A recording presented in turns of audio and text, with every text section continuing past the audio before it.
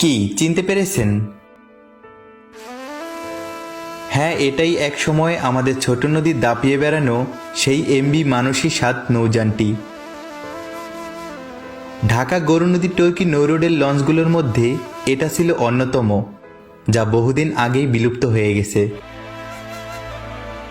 পদ্মা সেতু আমাদের জন্য খুশির সংবাদ বয়ে এনেছিল ঠিকই, অন্যদিকে যাত্রী সংকটের লোকসানের মুখে এমবি মহানগর ১, এমবি মানসী ৭ এবং নিউশান ৪ লঞ্চগুলো একে একে বন্ধ হয়ে গিয়েছে।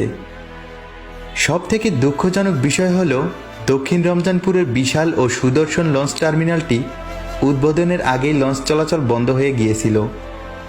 কোটি টাকার লঞ্চটি বিক্রি করে দেওয়া হয়েছিল কেজি দরে। এত বড় সুন্দর টার্মিনাল আমাদের পুরো মাদারীপুর শহর জুড়েও ছিল না। স্মৃতিতে জড়ানো নৌযান আর কোনোদিনও দেখা যাবে না টর্কি গৌরনদীর পথে। কিছুদিন বাদেই ঈদ। একটা সময় ছিল যখন কয়েরিয়া লঞ্চঘাটের কখন লঞ্চ আসবে সেই অপেক্ষায় স্বজনরা বসে থাকত। স্বজনদের আসার সেই অপেক্ষায় বসে থাকা মানুষের জটলা আর কোনোদিনও দেখা যাবে না। আঁকাবাঁকা সরু নদীতে লঞ্চ এগিয়ে চলতে চলতে প্রকৃতির মাঝে হারিয়ে যাওয়া আর হবে না চিরচেনা এই পথে। ভাবতেই মনের ভিতর কেমন যেন একটা অনুভূতি হয়েছিল।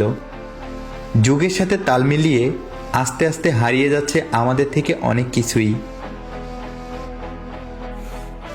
এই লঞ্চে যদি আপনি একবারও যাতায়াত করে থাকেন তাহলে অবশ্যই স্মৃতি হিসেবে ভিডিওটি শেয়ার করে আপনার টাইমলাইনে রেখে দিন।